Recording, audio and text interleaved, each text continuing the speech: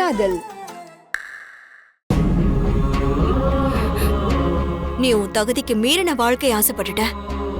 அப்ப இந்த மாதிரி அவமானத்தை எல்லாம் நீ அனுபவிச்சுதானே ஆகணும். மெயின் பிக்சர் இனிமேதான் இருக்கு. இவ்வளவு வசதி அந்தஸ்து இதெல்லாம் இருக்கிற என்னையே இந்த கமலா ஆட்டாட்டுன்னு ஆட்டி வைக்குது. நீ ஒரு அன்னக்காவடி வீட்டு பொண்ணு, உன்னை விட்டு வைப்பாளா? இனி நீ இங்க இருக்கிற ஒவ்வொரு நிமிஷமும் உனக்கு நரக வேதனை காத்துட்டு இருக்க.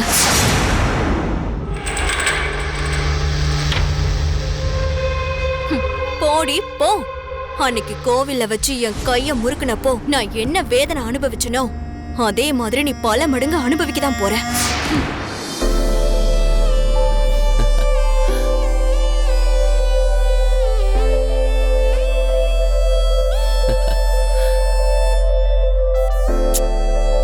ஒரு காலத்துல எத்தனையோ பேரை கிண்டல் பண்ணிருக்கோம். ஆனா இப்போ நானே எப்படி மாறி போவேன்னு நினைக்கவே இல்லை.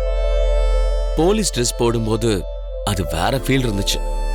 ஆனா இந்த மாதிரி விருந்து விசேஷத்துக்கு போறோம்னு நினைக்கும் போது மனசும் ஹார்மோனும் துள்ளி குதிக்குதே. இதையே என்ஜாய் பண்ணி வைப்போம். சூர்யா, சூர்யா, சொல்லுங்கம்மா. இந்த லிஸ்ட்ல இருக்கிற பொருள் எல்லாத்தையும் கொஞ்சம் உடனே வாங்கிட்டு வந்துடு. புடி.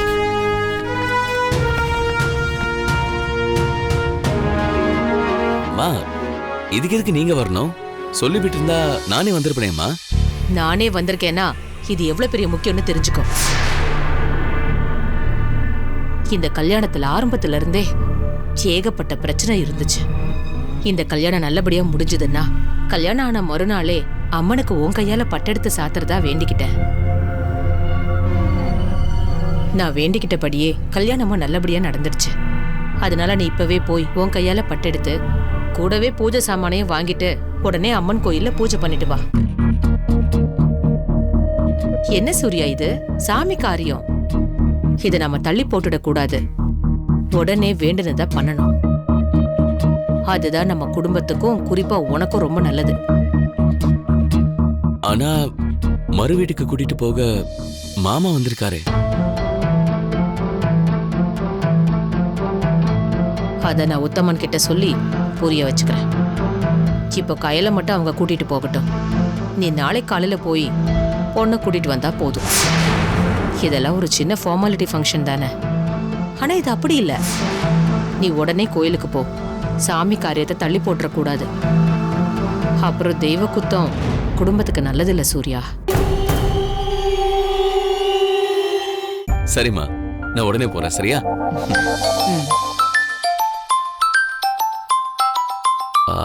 அம்மா, ஸ்டேஷன்ல இருந்து போன் வந்திருக்கு. பேசிட்டு போயிட்டு வந்துடுறேம்மா. சரி, போயிட்டு வா. ஹலோ, சொல்லுங்க முருகன். டைம் ஆகுது, இன்னும் ஆளை காணோம்.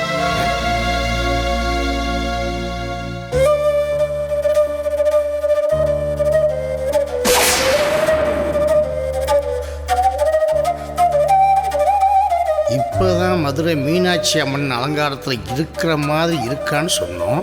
ஆனால் அதுக்குள்ள என் பொண்ணு இந்த குளத்தில் அனுப்புகிறாங்க.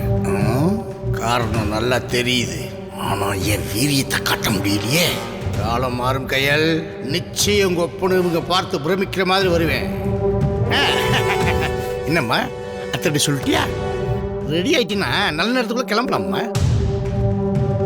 நான் கிளம்பிட்டேன்ப்பா, அவ்வளவுதான். இப்படியே கிளம்ப வேண்டியதுதான். அவர் வரணும், அவருக்காக தான் வெயிட்டிங். அவன் வரல. நீங்க இவ்வளவு மட்டும்தான் கூட்டிட்டு போக போறீங்க.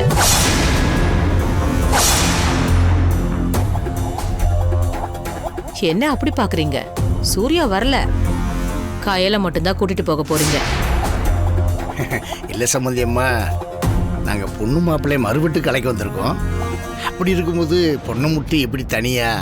எந்த காலத்துல இருக்கோம்? இப்போ இதெல்லாம் ஃபார்மாலிட்டி தானே. அந்த காலத்துல இதுக்கு முக்கியத்துவம் கொடுத்தாங்கன்னா அப்போ எந்த வசதியுமே இல்லை. ஆனா இப்போ அப்படி இல்லை. அதனால இப்பெல்லாம் இது ஒரு சடங்கு மாதிரி தான். அதனாலலாம் ஒன்றும் கெட்டு போயிடாது. போங்க, உங்க பொண்ணை மட்டும் கூட்டிட்டு போங்க. இல்லம்மா, கல்யாணம் ஆகி முதலா மறு வீட்டுக்கு கூட்டிட்டு போறோம். அப்போ பொண்ணும் மாப்பிள்ளையும் ஜோடியா வரலன்னா அக்கம் பக்கத்துல இருக்கிறவங்க ஒரு மாதிரி பேசுவாங்க. இனிமே பேசுறதுக்கு என்ன இருக்கு?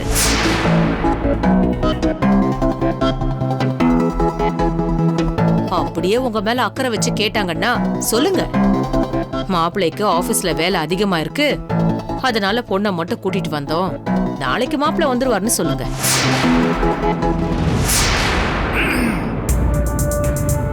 நாளை காலையில சூர்யா வந்து பொண்ணை கூட்டிட்டு வருவான். நான் மறு வீட்டுக்கு அனுப்ப மாட்டேன்னு சொன்ன மாதிரி இப்ப எதுக்கு இவ்ளோ சோகம்? அவன் வந்து கூட்டிட்டு வருவான், இப்ப கிளம்புங்க. சரிங்க, வாம்மா, வாங்க மாப்பிள்ள. சரி வாம்மா, வர்றோம். வரம்மா. மண்டபத்துல எல்லாருமா சேர்ந்து எனக்கு கொடுத்த ஷாக்க இனி நீங்களா இந்த இடத்தை விட்டு ஓடுற வரைக்கும் நான் உங்களுக்கு கொடுத்துக்கிட்டே இருப்பேன். முகூர்த்த நேரத்துல உன் பொண்ணு வர்றதுக்கு முன்னாடி வரைக்கும் எனக்குள்ள இருந்த சந்தோஷத்தை உன் பொண்ணு ஒரு நொடியில கெடுத்துட்டால. இனி ஒவ்வொரு நிமிஷமும் உங்களால சந்தோஷமா இருக்க முடியலேங்கிற வேதனையிலேயே சாவுங்க. என்ன மாமா இது? கல்யாணம் பண்ணி முதல் தடவையா நம்ம வீட்டுக்கு கூட்டிட்டு போறோம். பொண்ணு மாப்பிள்ளை ஜோடியா கூட்டிட்டு போனா தானே நல்லா இருக்கும். இப்போ பொண்ணை மட்டும் கூட்டிட்டு போறதுக்கு ஒரு மாதிரியா இருக்கு மாமா. சூர்யாவும் வந்திருந்தா எவ்வளவு நல்லா இருந்திருக்கும். அது சரிதான் மாப்பிள்ள. மாப்பிள்ளை ஏற்கனவே கல்யாணத்துக்கு நிறைய லீவ் போட்டிருப்பாரு. அதனால ஆஃபீஸில் நிறைய வேலை இருக்கு, முடிஞ்சோடனே வர போறாரு. இது ஒரு பிரச்சனையா? ஒருவேளை இவங்க அனுப்பக்கூடாதுன்னு நினைச்சிருந்தா கையால் அனுப்பியிருக்க மாட்டாங்கல்ல.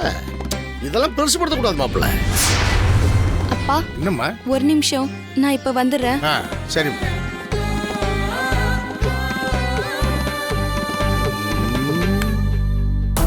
என்ன முருகன் சொல்றீங்க? ஏன் நம்ம ஆளுங்க யாருமே கோர்ட்ல அப்ஜெக்ஷன் பண்ணலையா?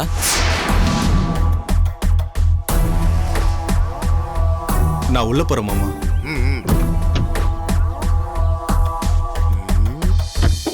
இவங்களே இந்த ரவுடி நாகாக்கு சப்போர்ட் பண்ணிட்டு அப்புறம் நம்மள மட்டும் ஏன் பலிக்கடா ஆக்குறாங்க?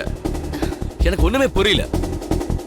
அவனை ஜாமீன்ல விடுறதுக்கு யாரு காரணமா இருந்தாலும் சரி, கண்டிப்பா அவங்க வசமா மாட்டுவாங்க. ஒரு விஷயத்தை மட்டும் அவங்க எல்லாரும் மறந்துட்டாங்க. அவங்க என்னதான் எனக்கு சீனியர் ஆபீசரா இருந்தாலும் அந்த நாகா என்னுடைய ஏரியா லிமிட்குள்ளதான் இருக்கான். என்னைக்காவது ஒரு நாள் அவனை நிரந்தரமா உள்ள வைக்காம விட மாட்டேன். அப்ப அவங்க என்ன பண்றாங்கன்னு நானும் பார்க்க தானே போறேன். அந்த நாகாக்கு யாரு சப்போர்ட் பண்றாங்கன்னு தெரிஞ்சிருச்சுல. இனி என்னோட ஒவ்வொரு மூவையும் எவ்வளவு கேர்ஃபுல்லா எடுத்து வைக்கணும்னு எனக்கு தெரியும். விட மாட்டேன் முருகன். அந்த அக்யூஸ்ட் எவ்வளவு பெரிய ஆளா இருந்தாலும் சரி, நான் விடவே மாட்டேன். அவனுக்கு சப்போர்ட் பண்ற ஆளையும் சேர்த்து உள்ள தள்ளுறேன்.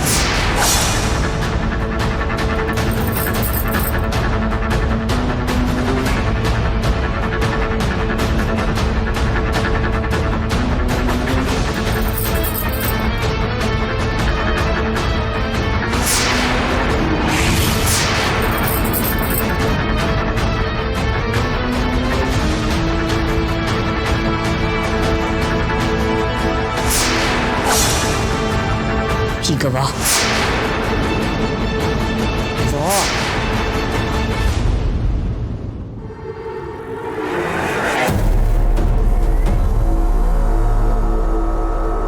ஏய், அப்பவே உங்க அப்பா கூட அனுப்பி வச்சல, இங்க என்ன பண்ணிட்டு இருக்க? ஏய், அவர்கிட்ட சொல்லிட்டு போலான்னு வந்தேன். ஆபீஸ்ல அவனுக்கு ஏதோ பிரச்சனை போல இருக்கு, பேசிட்டு இருக்கான். நீ எதுக்கு இப்ப தொந்தரவு பண்ணிட்டு இருக்க? போ, அவன்கிட்ட நான் பேசிக்கிறேன்.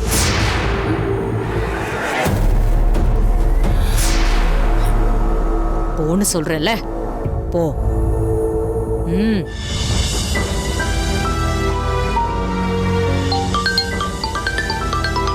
ஹலோ.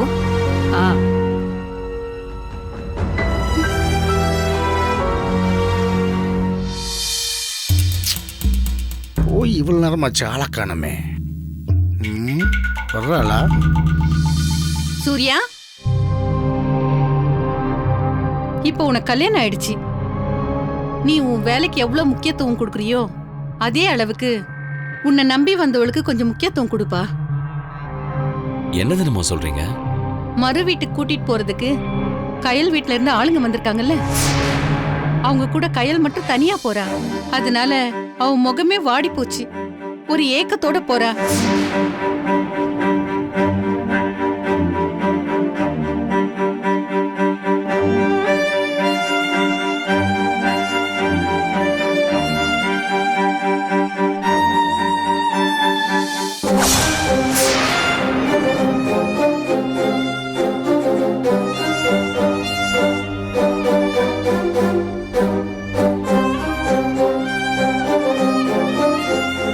எதுவும் பிரச்சனையா?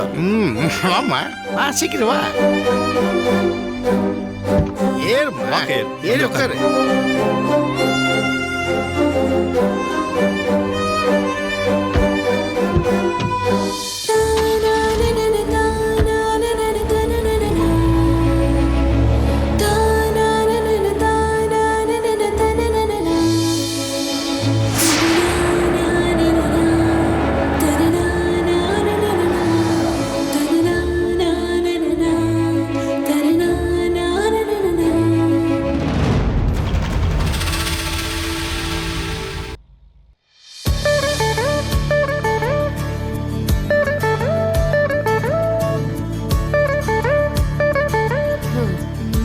கன்ஃபார்மா கையில் வரலாமா?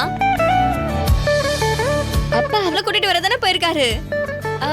செந்தில் மாமாவும் கூட்டிட்டு வரதானே போயிருக்காரு. இல்ல அவர் வேற ஏதாவது வேலையா போயிருக்காரா? நானே ஏற்கனவே டென்ஷன்ல இருக்கேன். நீ வேற ஏன் மோனி கேள்வி மேல கேள்வி கேட்டுட்டு இருக்க? கொஞ்ச நேரம் சும்மா இருக்கியா? ஆமாமா, கையலும் அவ வீட்டுக்காரரும் சேர்ந்து தானே வராங்க. வீடு ஒரே கலகலப்பா இருக்கும்ல. எஸ், செம்ம ஜாலியா இருக்க போகுது. எதுக்கு இப்ப 2 பேரும் குட்டி போட்ட பூனை மாதிரி சுத்தி சுத்தி வந்துட்டு இருக்கீங்க? அவங்க வரும்போது வரப்போறாங்க. நீங்க உள்ள வந்து இருக்கிறத விட்டுட்டு நீங்களும் டென்ஷன் ஆகி என்னையும் டென்ஷன் ஆக்கிட்டு இருக்கீங்க. பேசாம உள்ள வாங்க. அவங்க வரும்போது வண்டி சத்தம் கேட்கும். என்னோட ஃபீல் உனக்கு இப்ப தெரியாதுடி. நாளைக்கு நீ புள்ளைய பெத்து கட்டி குடுத்துட்டு பொண்ணு மாப்பிள்ளையும் வீட்டுக்கு வரும்போது அப்பதான் உனக்கு தெரியும் நான் ஏன் இப்படி இருக்கேன்னு.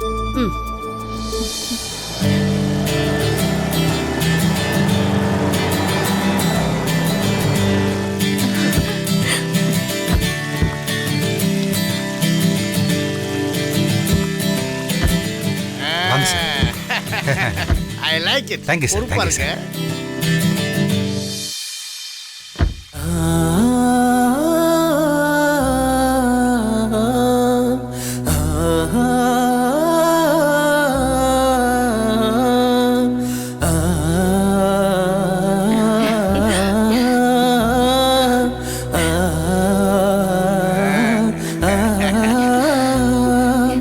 என்னோட வெட்டுக்கிளியா இது?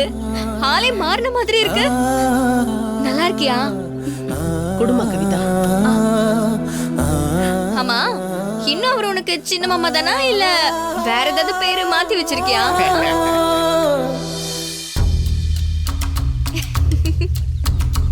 எங்க ஒரு ஆளை காணோம்? ஒருவேளை நான் சைட் அடிப்பேன்னு பயந்து விட்டுட்டு வந்துட்டியா? எங்கங்க மாப்பிள்ளை காணோம்? பொண்ணு மட்டும் வந்திருக்கா, மாப்பிள்ளை ஏன் வரல? என்ன பேச்சு பேசுற கல்யாணி? மாப்பிள்ளைக்கு 1000 வேலை இருக்கும்.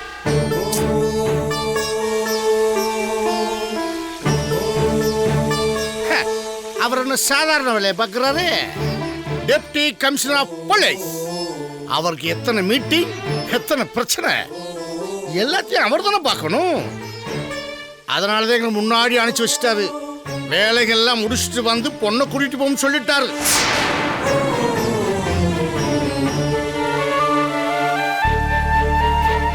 ஏன் கல்யாணி ஒண்ணு கேள்வியா கேட்டு கொள்ற, இல்ல சைலண்ட் ஆகி ஆள கொள்ற? ஒரு ஸ்டெடியாவே இருக்க மாட்டியா கல்யாணி? நம்ம பொண்ணு வந்து எவ்வளவு நேரம் வாசலே வெயிட் பண்ணிக்கிருக்கா. முதல்ல அவளுக்கு ஆரத்தி எடுத்து உள்ள கூப்பிடு, மத்ததெல்லாம் உள்ள வச்சு சொல்றேன். கவிதா, முதல்ல சூடு தேத்து வா.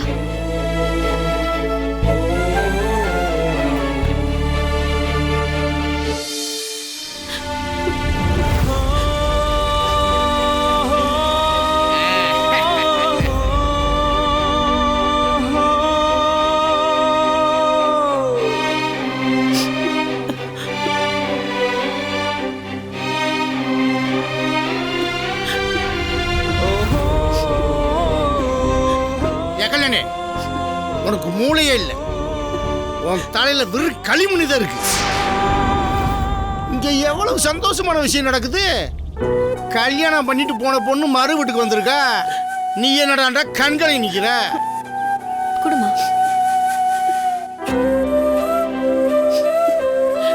என்னோட பாசம் உங்களுக்கு புரியாதுங்க.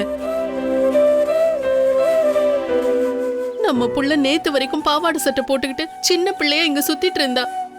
இன்னைக்கு ஜமீனோட மருமக. இத பாக்கும்போது என் கண்ணே பற்றும் போல இருக்குங்க.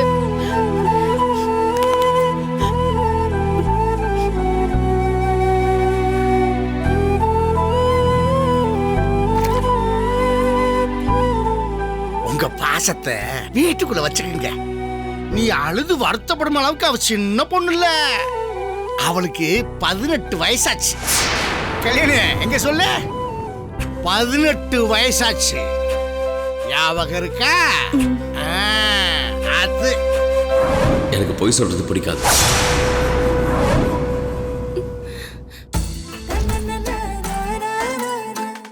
சில்லுன்னு ஒரு காதல் இடைவெளிக்கு பிறகு.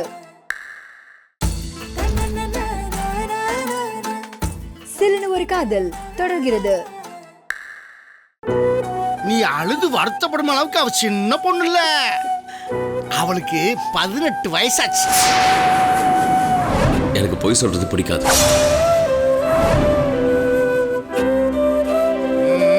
வாங்க வா வா கையில். போங்க.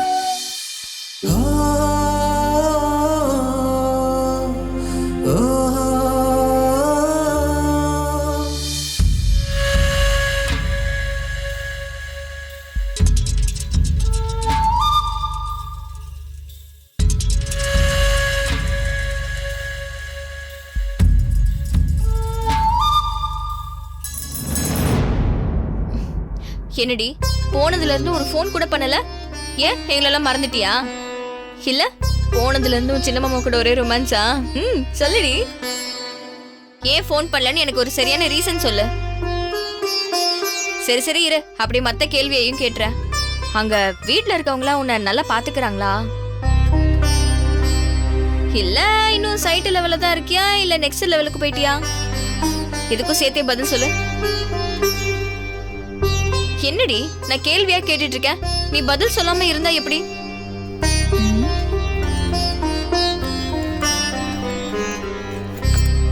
என்னடி நான் சந்தோஷமா கேள்வி கேட்டா நீ இப்படி சோகமா இருக்க?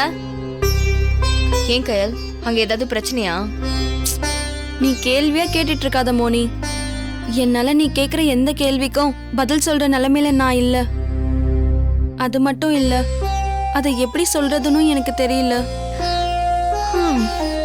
சொன்னா அது உங்களுக்கு புரியுமானோ எனக்கு தெரியல. நீ பேசுற விதமே எனக்கு வித்தியாசமா இருக்கு கயல். 2 நாளா ஒருத்தியால இப்படி மாற முடியுமான்னு எனக்கு அதிசயமா இருக்கு. என்கிட்ட சொல்றதுக்கு என்ன? நான் உன் ஃப்ரெண்டு தானே. அப்படி என்ன என்கிட்ட சொல்ல முடியாத அளவுக்கு உனக்கு மனசு கஷ்டம்?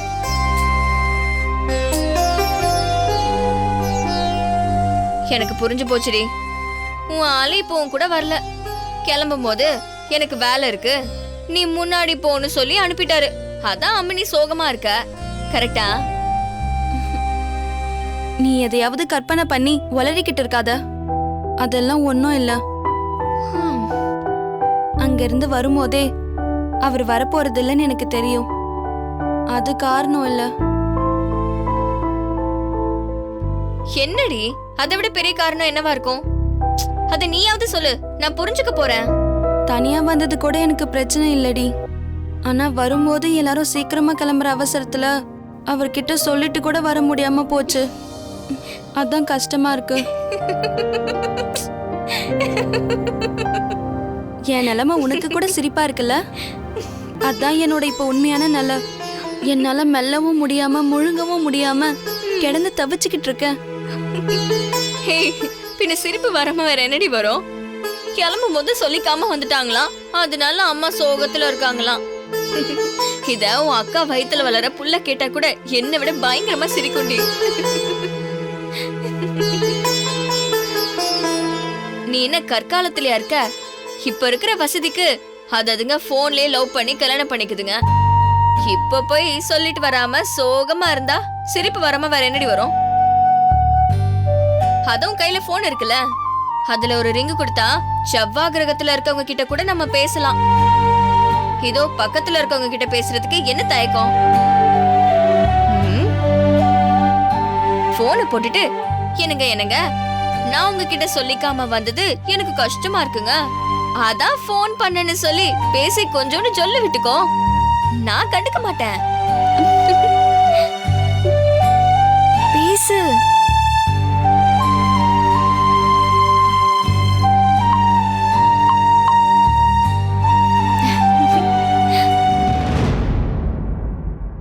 மாமா, இப்போ நீங்க கோயிலுக்கு போகணுமாமே? பாட்டி சொன்னாங்க முகூர்த்தம் முடிஞ்ச மாப்பிள்ள தனியா போக கூடாதாம். அது நம்ம குலதெய்வத்துக்கு ஆகாதாம். அதான் என்ன உங்க கூட துணைக்கு போயிட்டு வர சொன்னாங்க.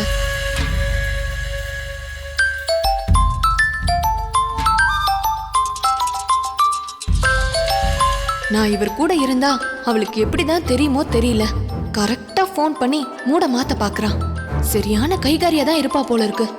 நாம தான் அவளை குறைச்சி எடை போட்டுட்டோம்.